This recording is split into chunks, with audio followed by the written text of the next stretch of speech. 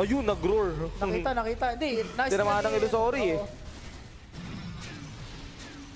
Pero pinasok ng pack. Abed! Nagkamali, pero nakuha niya pa rin naman dito yung Wow! Aegis. Kaso Illusory, in 3 seconds, pumasok na rin dito yung Batrider finally Abed! taking down Jantar and Abed with the plays.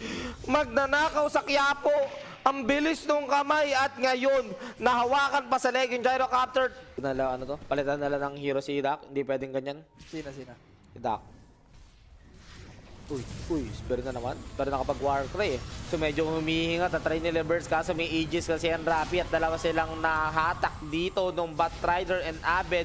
Will just blink out into safety. Pero Saberlight nag-shapeshift. Lalaban yata sila. Nakapag-blink out naman si Timado. Pero ito na naman yung lasa sa dalawa. Nadami na naman si Abed. Kaso nakaka-free si Timado. Ek is dead.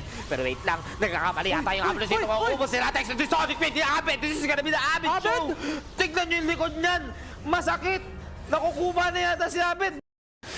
Pero, bottom.